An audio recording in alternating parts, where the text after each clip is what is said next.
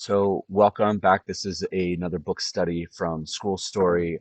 The book that we're going to discuss and talk about is Permission to Feel by Marc Brackett, Ph.D. And it's interesting because in this world of um, the SEL and different things like that, we, at least where we live, we're getting a lot of pushback about social emotional learning and different things like that. And I understand some of the pushback, but really what it comes down to when we talk to, students and parents is as an administrator, I want students and adults for that matter to be able to identify, name, and manage their emotions. That's really what we're talking about.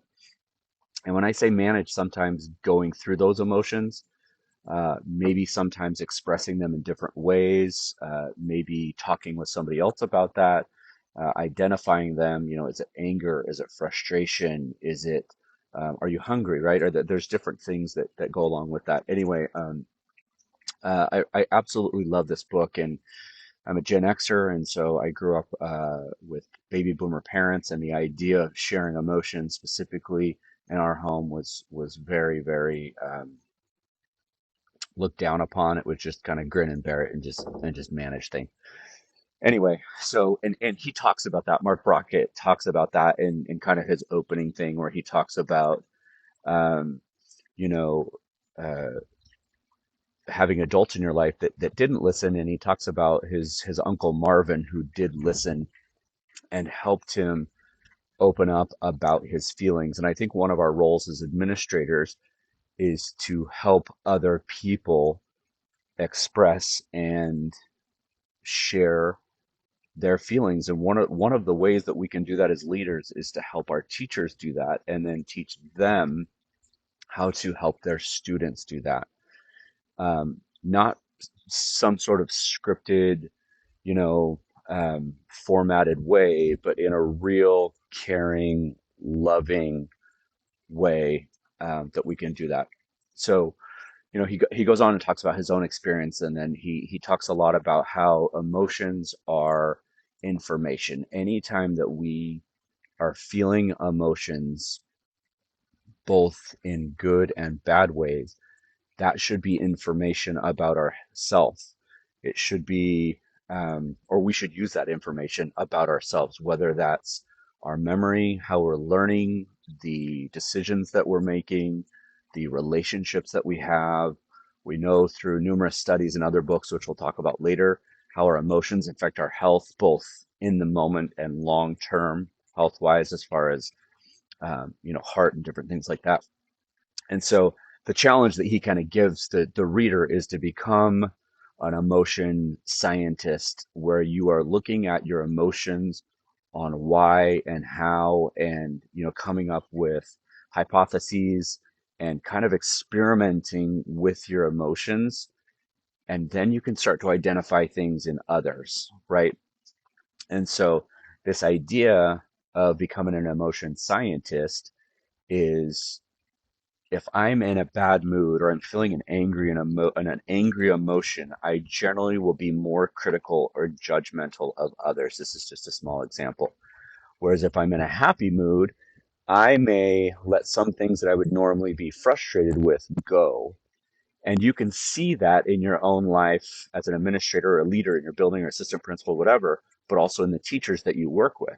Sometimes teachers have more patience when they are in a better mood, and that's just a natural thing, right? As a parent, I see that all the time too, right? Anyway, so he goes on to talking about recognizing emotion, how you measure those. Um, when it's there's this funny moment, right, when we ask somebody, "Hey, how are you doing?" And the the kicker with that, though, is when we ask somebody how they're doing, most times we don't really want them to go in and open up to us. That's more of just a courtesy thing. And he talks about, what if we what if we actually cared? What if we actually listened to our teachers when we said, "Hey, how are you doing?" They said, "I'm not doing very well." Well, tell me what's going on. Whether that's in a one-on-one, whether that's in that's a whole nother thing, but whether it's in a one-on-one, whether it's, passing them in the hallway and you have a couple of minutes to take a moment, with them, with the students in the building. Um, when you start to create, he talks about this emotional capital with others, um, you start to develop where they're more willing and open to share their emotions. And as people share their emotions more, they start to recognize them and they can start to navigate their emotions um, a little bit better, right? So he also talks about the skill of, and I talked about this at the beginning, identifying, right, is labeling emotions in precise ways so that you can officially, quote unquote, recognize what emotion you're feeling. A lot of times, and I remember this specifically from the book, he talks about we're feeling dual emotions at the same time. Well, I'm tired, but I'm excited to be here. Well, how could you be tired and excited? And really what that comes from is our inability as human beings to recognize the emotion that we're actually feeling. Um, And so when we can start to label our emotions, we start to identify the range of words that we use, and we're communicating with others how we really, really feel. Well, I'm frustrated because, or I feel unheard because, whatever that is. Um, he talks about that, right? So anyway, this all kind of leads into this this problem as society as we hide our emotions. We actually work harder to not let people know how we really feel. So we're building this kind of cocoon around our emotions. And then we get uncomfortable sharing those emotions. Now, those can be good or bad emotions, right? Sometimes, you know, we have people that get really, really excited and they have to tone it down a little bit instead of just letting their true emotions out. And really, what that can cause, he doesn't say it always causes this, but it can cause this inability to heal from whatever trauma we have as a childhood. And maybe that's actually connected to suppressing some of your emotions. I don't want to get into all of it. This is kind of a teaser. I want it to look like, what this looks like for you in your building, right? But this idea of applying your emotional skills with your teachers and then helping them help their students. So the title of the book, right, is The Permission to Feel. And so when you think about your workplace environment, your school, right, or your place of business or whatever you're listening to this, or your classroom, are you allowing others or are you giving them permission to feel deeply, honestly, truly? Are you giving them permission to feel?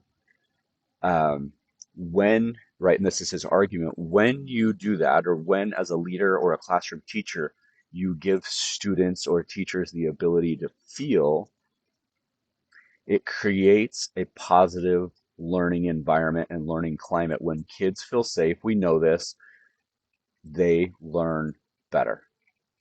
And so, kind of going through the idea, he has a bunch of stuff connected with this, and I don't want to ruin the book if you're going through it, but thinking about a couple of questions um, is I just want to ask you as we finish up, what one word might you use to describe the emotional environment in the home you were raised in, and then why? So that's one question, right? Is to think about your own history and the emotion that the home that you grew up in and how important that is in creating who you are as a person. And then the other question I really, really like is, did you have the permission to feel? And it's stated earlier, right? This goes deep into um, we had a kind of a duality home where my mom definitely gave us permission to feel, but my dad practiced the secluding, bubbling up, rounding up his own emotions, and then in turn teaching us how to suppress our own emotions. And I can actually see a little bit of both of them in myself as a leader, but also as a father and as a husband, and how that influences where I am today. Right. Anyway, thank you for watching.